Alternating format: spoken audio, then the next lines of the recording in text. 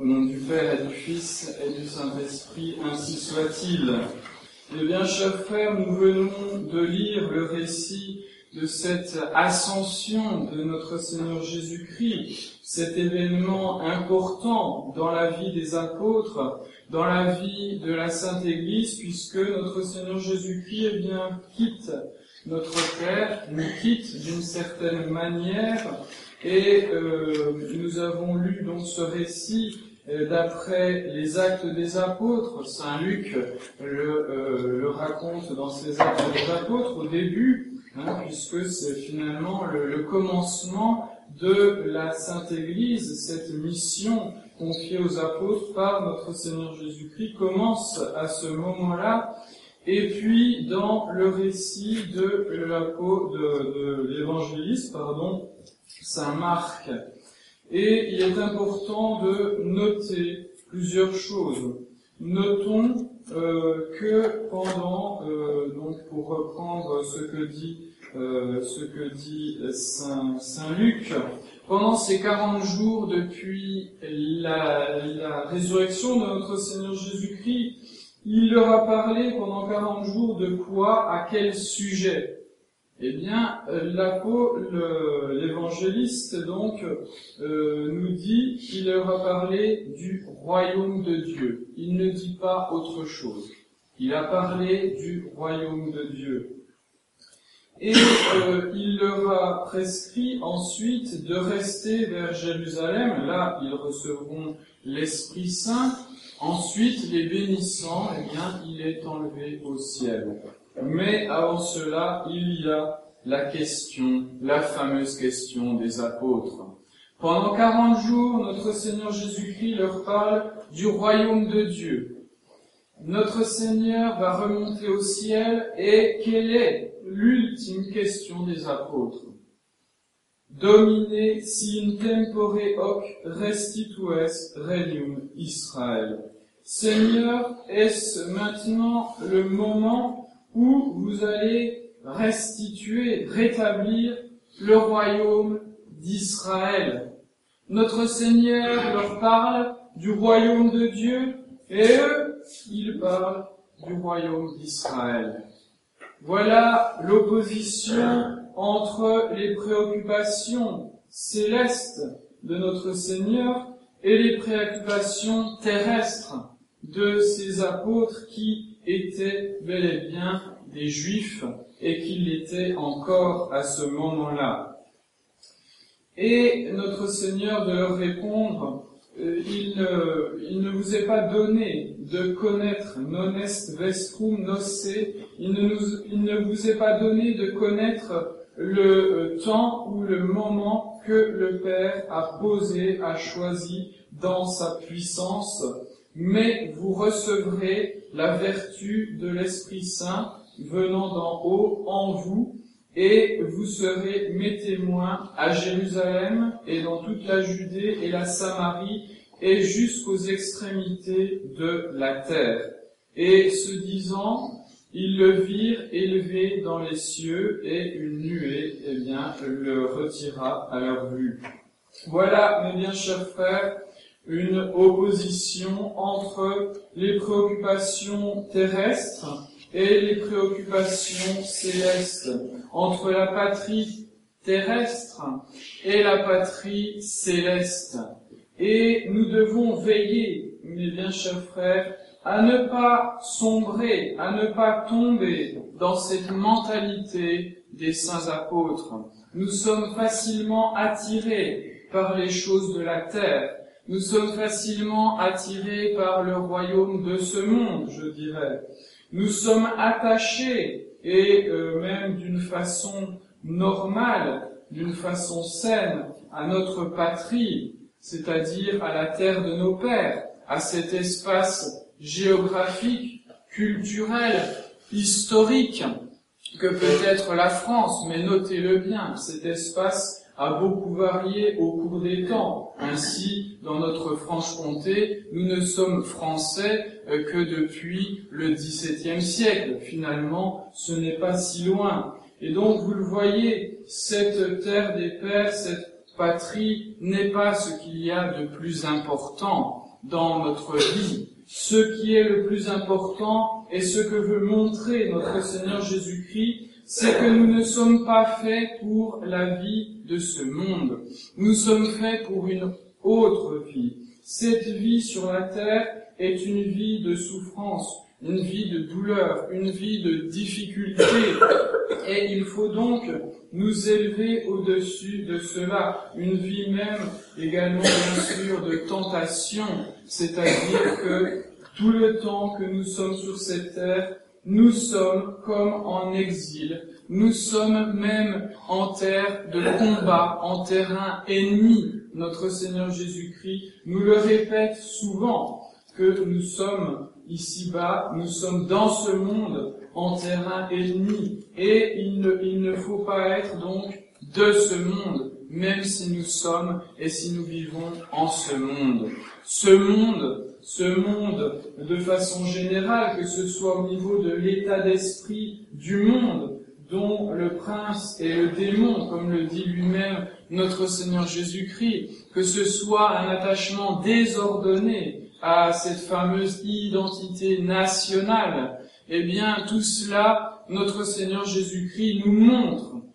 Et nous devons nous y tenir, parce que ça, ce sont les paroles des saints évangiles. Ce sont les paroles mêmes de notre Seigneur Jésus-Christ. Ce ne sont pas les révélations plus ou moins correctes, plus ou moins donc venant de Dieu, mais c'est la révélation de notre Seigneur Jésus-Christ. Et c'est à cela que nous devons nous en tenir, aux évangiles, et non pas à des révélations privées plus ou moins valables. Donc faisons attention à cet état d'esprit qui a tendance à rechercher la gloire de ce monde. Vous me direz, eh bien c'est pour notre patrie, etc. Mais ce n'est pas là le but. Ou même, je dirais mieux, la gloire de l'Église. L'Église, c'est notre mère. L'Église, c'est le corps mystique de notre Seigneur Jésus-Christ. Nous devons l'aimer, nous devons souhaiter une restauration de l'Église. Mais pour ce qu'est l'Église, c'est-à-dire pour la mission de l'Église, cette mission que notre Seigneur Jésus-Christ a donnée. Si vous le voulez bien, l'Église elle-même n'est pas une fin en soi. L'Église a un but. Elle est instituée par notre Seigneur Jésus-Christ dans un but, ce but qui est donné par les évangélistes à ce moment-là, justement, de l'Évangile. Donc notre Seigneur Jésus-Christ leur donne précisément cette mission. Allez enseigner toutes les nations, baptisez-les au nom du Père et du Fils et du Saint-Esprit. Enseignez-leur à obéir à mes commandements.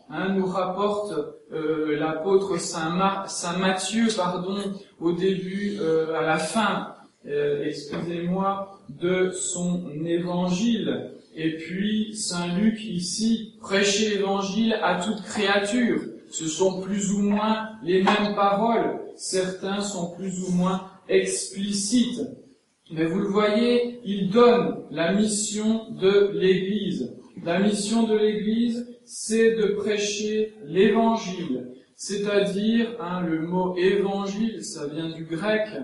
Et ce mot évangile signifie la bonne nouvelle. La bonne annonce, l'annonce d'un événement heureux. Quel est cet événement heureux? C'est la résurrection de notre Seigneur Jésus-Christ, qui est la preuve, s'il en est, de sa divinité, qui est la preuve que Jésus est le Messie, et qui est la preuve également qu'il nous a sauvés du péché, qu'il est véritablement homme-Dieu et qu'il est notre Saint Rédempteur. Voilà la bonne nouvelle. L'Église n'a pas d'autre mission que d'annoncer cela, d'annoncer qu'il faut observer tout ce que Jésus a commandé. Il le dit explicitement, comme le rapporte Saint Matthieu. Et bien sûr, que Jésus, nous a donné les moyens d'obéir à ses commandements. Baptisez-les au nom du Père et du Fils et du Saint-Esprit. Ces moyens, c'est la foi dans la très sainte Trinité, la foi dans notre Saint Rédempteur. Ces moyens, ce sont également les sacrements institués par notre Seigneur Jésus-Christ. Et nous le voyons que dans ces paroles de notre Seigneur est résumée toute la vie de la Sainte Église catholique. Elle est faite dans un seul but, non pas la patrie terrestre, non pas d'être installé ici-bas, mais dans le but de conduire les âmes à Dieu. Et toutes les institutions de la Sainte Église, tout ce qu'ont fait les papes au cours des siècles, les évêques au cours des siècles, tout l'enseignement des pères de l'Église, toute la vie chrétienne, la vie religieuse, la vie monastique, la vie consacrée à Dieu, tout cela n'a qu'un seul but, tend vers une seule chose, le royaume de Dieu. Tout cela tend vers une seule chose, à nous détacher de ces réalités terrestres, de ces réalités de ce monde, pour nous attacher aux réalités célestes, pour nous attacher à notre Seigneur Jésus-Christ et pour nous conduire. Nous sommes conduits par des choses terrestres parce que nous faisons partie de ce monde. Et ce n'est pas pour rien que Jésus dit « Allez prêcher l'évangile à toute créature ». Et comme le commente le pape Saint Grégoire, est-ce que nous devons aller prêcher l'évangile aux plantes, aux animaux? Il dit non. C'est simplement que toute créature, ça signifie l'homme, parce que en quelque sorte l'homme est toute créature matérielle, parce que l'homme est à la fois minéral, l'homme est végétal, l'homme est animal, et l'homme a aussi cette âme. Donc l'homme résume en lui toutes les créatures de ce monde. Et c'est cela que ça signifie aller prêcher l'évangile à toute créature. Mais j'irai plus loin. Ça signifie prêcher l'évangile à tout l'homme. C'est-à-dire, l'homme va devoir rectifier toute sa vie. Il ne s'agit pas de détruire notre nature humaine, de détruire ce qu'il y a de matériel dans notre nature humaine. Pas du tout. Loin de là, il s'agit de l'évangéliser.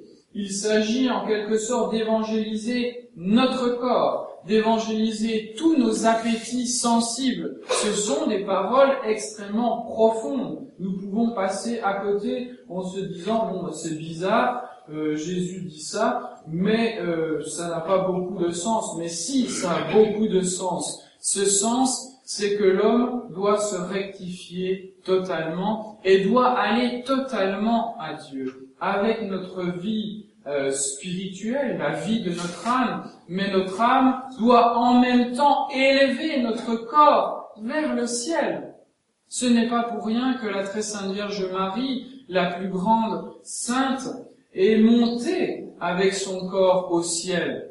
Elle n'est pas montée d'elle-même, c'est bien sûr une grâce et un privilège du bon Dieu, mais elle est montée parce que même son corps était déjà rectifié par la grâce de Dieu, par son âme. Son corps était en quelque sorte déjà mystiquement dans le ciel, et il était normal qu'elle y monte physiquement. Eh bien, nous aussi, notre corps doit être mystiquement dans le ciel. C'est le but de la vie chrétienne. C'est de cette manière, d'ailleurs, que nous pouvons faire face aux souffrances, aux difficultés de la vie. C'est quand notre âme a tout ce contrôle véritablement de notre corps. Et puis, bien sûr, évangéliser notre corps, c'est montrer que la vie de l'Église n'est pas seulement une vie spirituelle. L'Église, c'est une réalité qui est aussi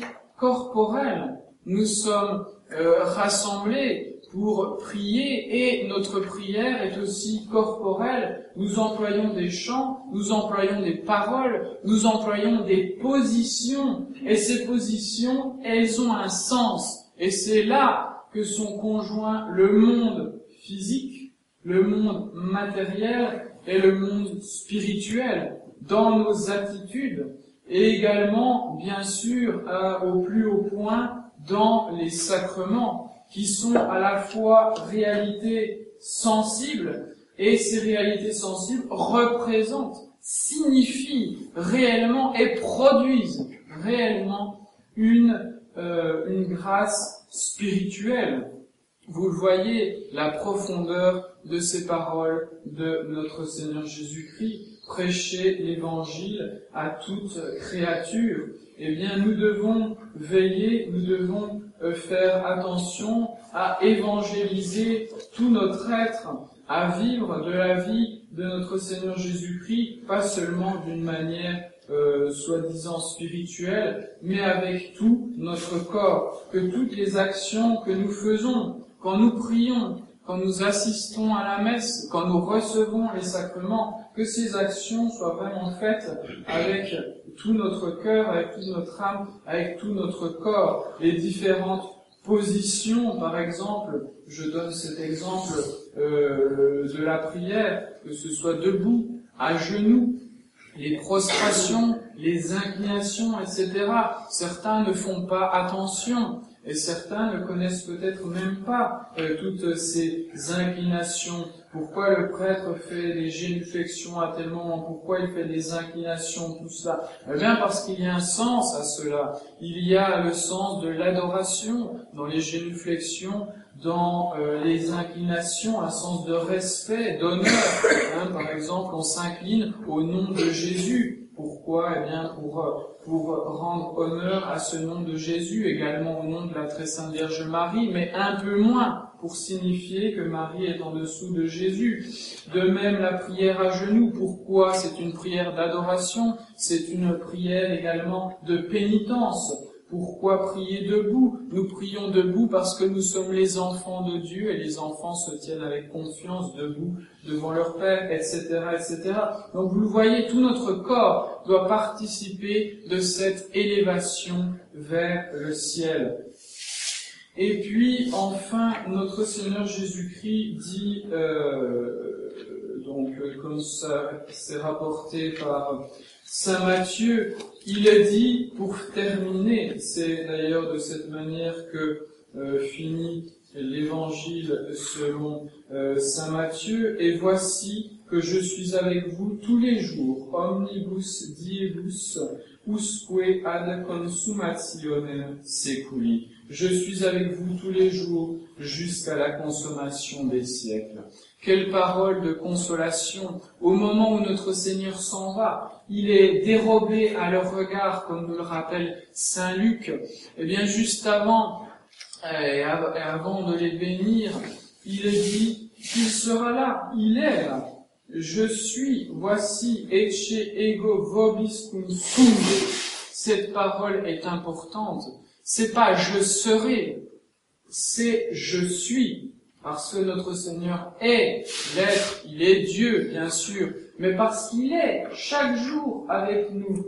Il est avec nous tous les jours. Et il est, jusqu'à la consommation des siècles. Notre Seigneur Jésus-Christ est présent. Il est présent dans notre âme, par la grâce, si nous la recevons, si nous la gardons en nous. Notre Seigneur Jésus-Christ est présent, bien sûr, dans la Sainte Église catholique et par la Sainte Église catholique. Et malgré la crise actuelle et malgré les fausses autorités de l'Église aujourd'hui, notre Seigneur Jésus-Christ ne nous a pas abandonnés. Nous sommes peut-être un petit nombre, mais nous avons encore les moyens de nous élever vers le ciel. Notre Seigneur Jésus-Christ nous a fait la grâce d'avoir encore des personnes qui puissent transmettre les sacrements, qui puissent transmettre le sacrement de l'ordre des évêques, la confirmation, qui puissent transmettre le sacerdoce,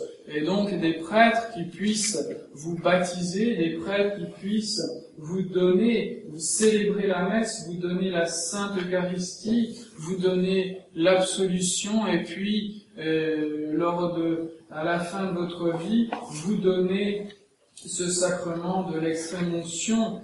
la situation actuelle est difficile. À quel moment nous sommes par rapport à la consommation des siècles, nous n'en savons rien. Et cela ne nous est pas donné, il ne nous est pas donné de le savoir. Non est vobis nocte tempora, nous dit notre Seigneur Jésus-Christ, mais gravons-nous ça dans la tête, au lieu d'aller chercher des prophéties à droite et à gauche pour savoir quand ce sera le moment où Jésus va restaurer l'Église, où Jésus va restaurer la France, etc. Non, ce n'est pas là le problème. Notre problème, c'est au jour le jour de nous élever vers le ciel. Et au jour le jour, il est là, omnibus diebus. Il est là avec nous si nous sommes avec lui. Il est avec nous si nous ne lâchons pas la main de notre Seigneur Jésus-Christ. Et donc, si nous ne lâchons pas même ses pieds quand il monte au ciel, nous devrions être attachés comme Sainte Marie-Madeleine aux pieds de notre Seigneur Jésus-Christ. D'ailleurs, il y a de très belles hymnes du Moyen-Âge qui ont des paroles qui peuvent paraître un peu simples, mais qui représentent bien l'état d'esprit que nous devons avoir. Être attachés aux pieds de notre Seigneur Jésus-Christ, eh bien, ça nous permet de monter avec lui, de monter vers le ciel. Donc, ne soyons pas comme les apôtres, n'ayons pas à ce moment-là, bien sûr, avec le Saint-Esprit, les apôtres vont comprendre et les apôtres vont nous expliquer pourquoi et comment notre patrie, ce n'est pas la terre, notre patrie, c'est le ciel. Et c'était un thème cher aux auteurs anciens, ce thème de la patrie du ciel, parce que c'est un thème d'Église, parce que c'est un thème qui vient de notre Seigneur Jésus-Christ lui-même et qui a été développé par les apôtres. Ici-bas, nous sommes in via.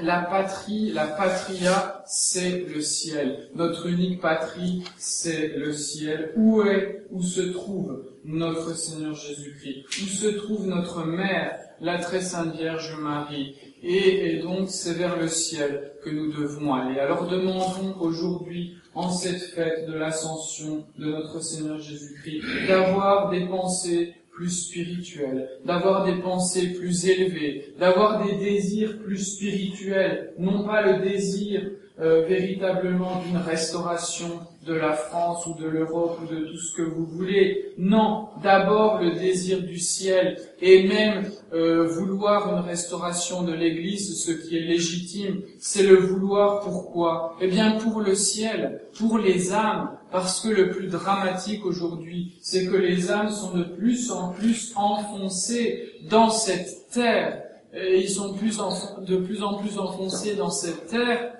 Et malheureusement, ce sont des âmes qui se damnent et ce n'est pas un événement dont on peut se réjouir, bien au contraire. Donc si nous désirons une restauration de la Sainte Église, ça doit être dans ce but uniquement. Ce n'est pas pour notre satisfaction personnelle, ce n'est pas pour pouvoir dire aux autres, eh bien vous voyez, j'avais raison. Non, mon Dieu, quelle vanité. Non. Nous devons désirer le ciel et désirer toute chose pour le ciel, pour notre Seigneur Jésus-Christ. Donc demandons-lui d'avoir vraiment des désirs beaucoup plus spirituels et une vie beaucoup plus spirituelle, d'élever notre corps, comme je vous l'ai rappelé, d'élever notre corps également avec notre âme. Que toutes nos actions, même les plus humbles, les plus corporelles, eh bien, soient élevées à ce niveau de mérite surnaturel, soient toutes ordonnées finalement vers le ciel, vers notre Seigneur Jésus-Christ, qu'il daigne nous accueillir un jour tous dans cette patrie céleste. Au nom du Père, du Fils et du Saint-Esprit, ainsi soit-il.